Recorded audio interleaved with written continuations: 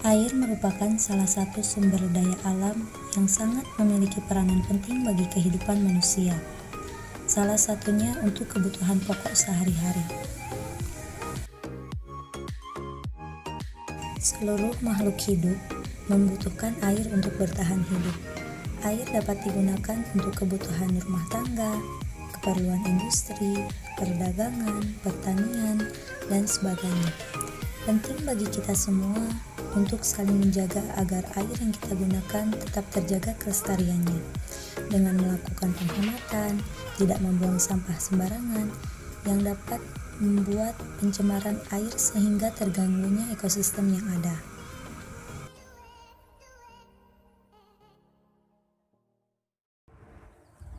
Limbah dari rumah, baik sampah organik dan anorganik, keduanya memiliki dampak yang signifikan bagi kehidupan, baik limbah padat maupun cair. Keduanya sangat memungkinkan merusak lingkungan. Memang, rumah adalah tempat terbaik untuk kita. Namun, limbah rumah akan menimbulkan banyak petaka.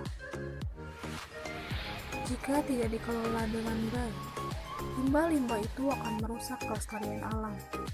Jika dibiarkan begitu saja, limbah-limbah akan menjadi sumber bakteri dan akan merusak kesehatan.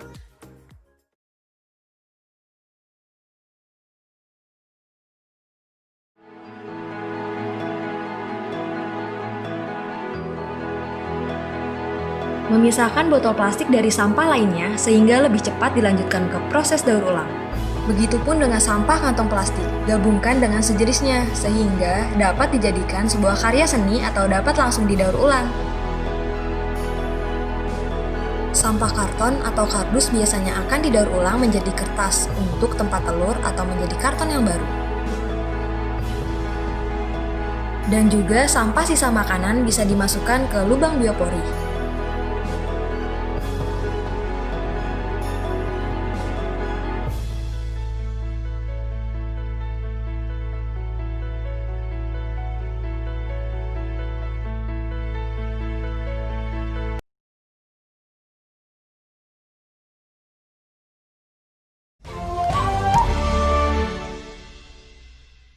Composting adalah bentuk paling umum dari pengolahan atau valorisasi sampah organik di Indonesia.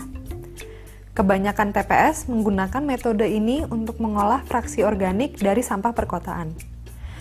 Selama proses composting, mikroorganisme, cacing, dan jamur mengurai material organik dengan kehadiran oksigen. Dengan proses ini, material melepas panas yang kemudian membunuh bakteri patogen yang ada di sampah. Hasilnya adalah kompos, material tambahan berharga untuk tanah yang dapat digunakan di pertanian. Opsi pengolahan lain adalah mengkonversi sampah organik menjadi biogas. Selama proses ini, yang disebut dengan anaerobic digestion, berbagai mikroorganisme mengurai material organik tanpa kehadiran oksigen dan kemudian memproduksi biogas. Biogas ini mengandung gas metana. Gas metana dapat digunakan untuk memasak. Sebuah produk tambahan dari anaerobic digestion adalah digestat, yang dapat digunakan sebagai pupuk cair.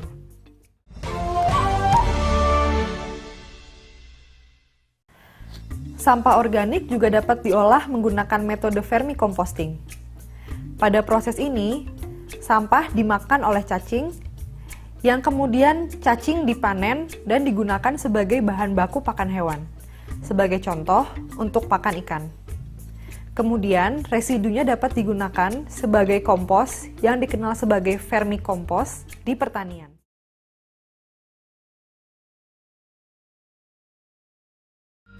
Cara menangani sampah anorganik adalah dengan mendaur ulang atau membuat sampah menjadi produk baru. Seperti yang ada di sana, yaitu dengan membuat sampah organik menjadi daya jual yang tinggi dan dikreasikan dengan sebaik mungkin.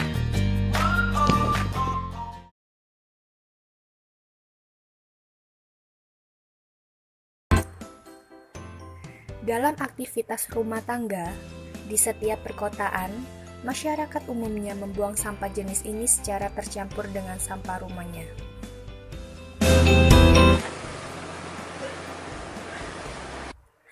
Sampah B3 rumah tangga yang terbuang banyak akan dipulung oleh para pemulung untuk diambil komponen yang masih memiliki nilai ekonomis.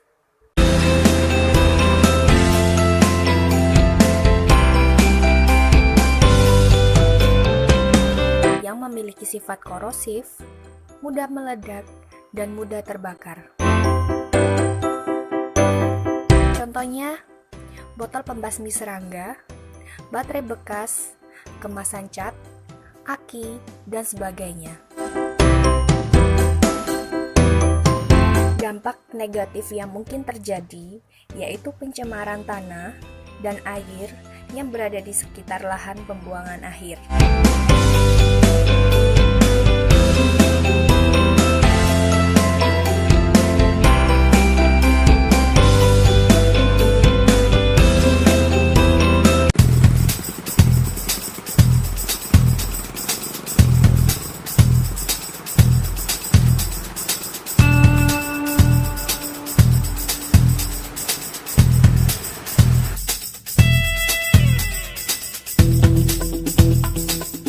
Mengurangi konsumsi produk yang mengandung bahan berbahaya beracun dan memilih produk yang ramah lingkungan.